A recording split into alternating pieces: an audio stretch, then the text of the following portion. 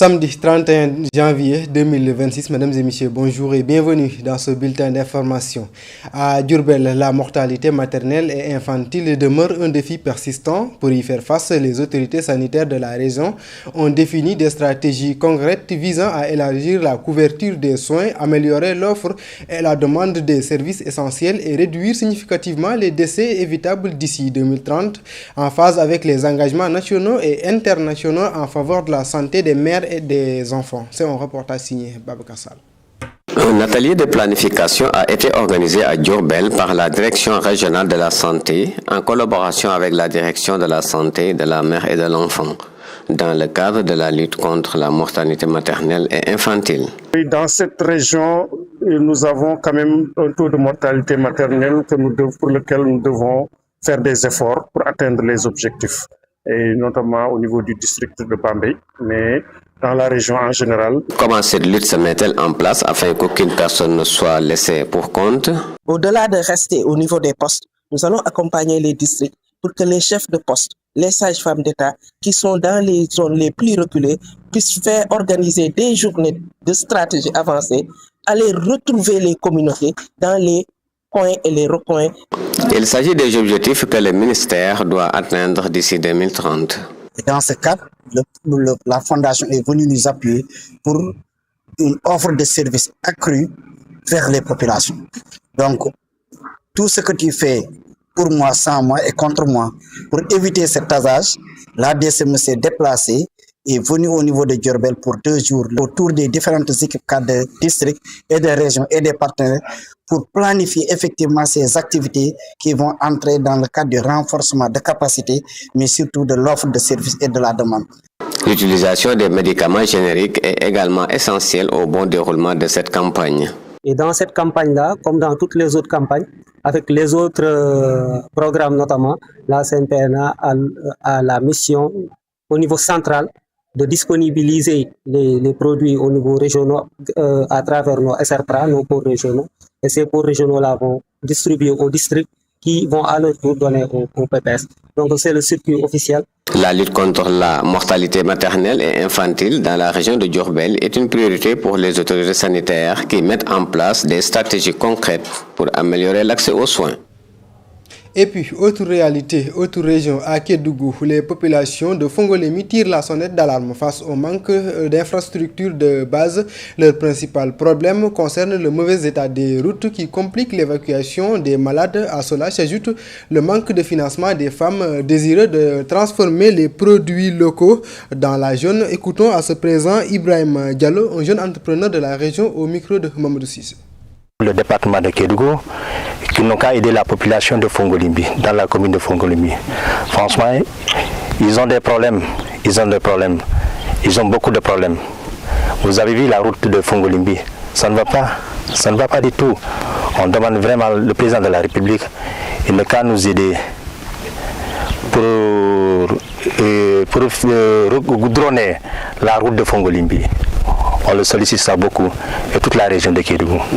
Les femmes qui sont là-bas pour les aider des financements comme ça, tout commençant par le bourse familiale, et je crois que ça c'est déjà décanté. Et il faudra tous les moyens pour mettre ça en place et pour la population soit bénéficier de cette bourse familiale. Franchement, on demande le président de la République et surtout aider les femmes aux côtés des financements et surtout encore au côté de transformation et encore de côté de faire des activités. Cap maintenant sur Louga où la Chambre de commerce a adopté son budget 2026 arrêté à un peu plus de 90 millions de francs CFA en baisse de plus de 7 millions en raison de la suspension de la subvention de COSEC. Ce budget prévoit néanmoins le lancement de nouveaux services en faveur de la formalisation du secteur informel. À cette occasion, les responsables ont invité l'État à renforcer l'appui des petites chambres de commerce. Écoutons à ce présent Cheikh Sen, il est le secrétaire général de la Chambre de commerce de Louga au micro de Gorambouch. Somme globale de 90 628 013 contre 97 665 513 pour l'année précédente, soit une diminution de 7 37 500. Le budget de fonctionnement est arrêté à 70 628 013 contre 87 667 513 en 2025, soit une diminution de 17 37 500.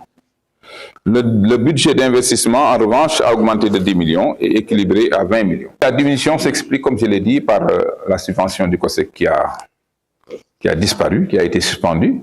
Parce que tout le monde sait que le problème de ce pays, le pays traverse des difficultés sur le plan financier, d'où le programme de redressement. Et je crois que les chambres doivent contribuer à ce programme-là. En quoi faisant? En mieux encadrant le secteur informel. Parce qu'il y a des niches de fiscalité, n'est-ce pas? Il y a beaucoup de gens qui entreprennent et qui ne contribuent pas au budget. Et ça, depuis le discours du président de la République, je crois que nous devons y travailler. C'est ce qui justifie la création de ce service centre de gestion qui est un business center qui permettra à tout adhérent d'être pris en charge sur tous les plans. Voilà, l'autre service nouvel, c'est le centre de formation qu'on va développer. Toujours sur le plan économique, l'emploi et l'employabilité des jeunes restent une priorité nationale à Dakar. Un comité régional de développement et spécial s'est penché sur la question présidé par le ministre de l'Emploi. Cette rencontre stratégique s'inscrit dans le cadre de consultations régionales visant à l'élaboration de la nouvelle politique nationale de l'emploi. Maïfaï nous en dit plus dans ce compte-rendu. Autour de ce comité régional de développement spécial, acteurs publics, partenaires techniques et financiers, ainsi que les secteurs privés se sont réunis pour co-construire une nouvelle politique nationale de l'emploi. Cette ultime étape que notre capitale, Dakar, a eu l'honneur d'accueillir, constitue, à n'en pas douter, un marqueur fort dans cet important processus de consultation en vue de l'élaboration de la nouvelle politique nationale. C'est pourquoi je voudrais vous témoigner toute ma satisfaction et vous dire qu'un très bon usage sera fait de vos pertinentes contributions pour lesquelles nous vous témoignons toute notre gratitude. Les échanges ont mis en évidence les fortes potentialités économiques de Dakar pour l'emploi des jeunes. L'emploi des jeunes au niveau des collectivités territoriales, l'opportunité offerte par les industries culturelles et créatives et l'École nationale des arts et des métiers en matière de formation et de création d'emplois, les métiers du numérique, de l'hôtellerie et des BTP, le besoin de synergie entre les différents intervenants en matière d'emploi, les difficultés rencontrées par le secteur du BTP, la question de l'apprentissage et des contrats de stage, le retard des travaux dans les travaux du chantier du plan d'urbanisme détaillé, le rôle des forces de défense et de sécurité dans l'élaboration et la future mise en œuvre de la politique nationale de l'emploi, l'apport de l'agriculture dans le dynamisme des emplois du secteur informel, notamment dans la zone rurale de Dakar, l'importance des secteurs respectivement de l'hôtellerie et de la santé pour les jeunes en matière d'emploi, et last but not least, la contrainte du critère d'expérience professionnelle pour les jeunes à la recherche de l'emploi. Après le passage dans les régions, l'étape de Dakar marque un tournant majeur dans la concertation nationale en vue d'une politique de l'emploi inclusive, réaliste et résolument tournée vers la jeunesse sénégalaise. Direction à Thiès pour boucler ce bulletin d'information. La vente d'oranges occupe une place importante dans le petit commerce urbain, très prisé par les consommateurs et les commercialisé dans de nombreux quartiers de la ville. Sur les lieux de vente, les vendeurs expliquent les circuits d'approvisionnement en précisant que les fruits proviennent qu'à l'intérieur du pays, qu'à l'étranger aussi. Mais c'est un reportage signé Adama Baymania. À Thiès, la vente d'oranges occupe une place importante dans le petit commerce. Très appréciés par les consommateurs, les oranges sont vendus un peu partout dans la ville. Rencontrés sur leur lieu de vente, des vendeurs expliquent comment ils se procurent les sacs d'oranges. Bon, ces oranges-là, j'ai un autre patron, le marché là-bas. Donc, nous, on s'en va payer les sacs comme ça là, 50 kilos sacs là. On prend ça comme au moins 15 000 comme ça là. On revend ça comme ça. Donc, souvent on gagne quelque chose, souvent on se perd. Ce sont les grands commerçants qui apportent cela. Et nous le revendons par sac selon la somme que tu peux donner. S'ils te font confiance, ils peuvent te le donner à crédit. et après la vente, tu leur verses la somme.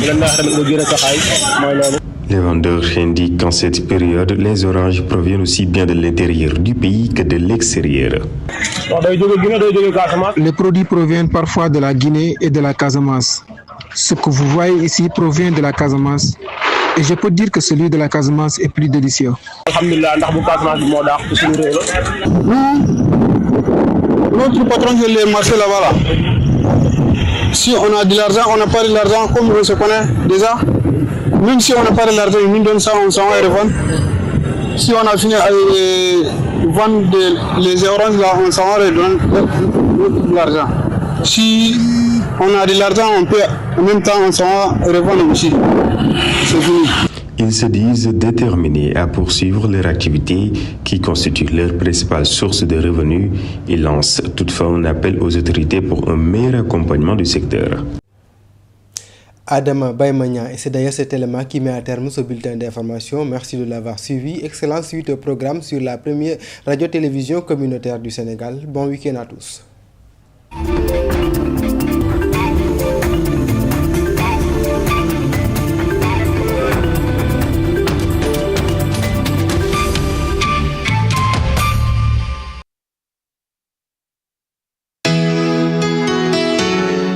Sen'Eau informe ses clients que ses caisses seront exceptionnellement ouvertes le samedi 31 janvier 2026 de 7h30 à 15h. Le paiement de facture peut aussi se faire via notre réseau de partenaires Orange Money, Mix by Yas, Weasel, Proximo et Wave. Sen'Eau rappelle que le défaut de règlement de sa facture peut exposer le client à des mesures pouvant aller de la suspension de la fourniture d'eau à la résiliation de l'abonnement, ainsi du paiement de frais de fermeture et de frais de dépose conformément aux dispositions du règlement de service de l'eau.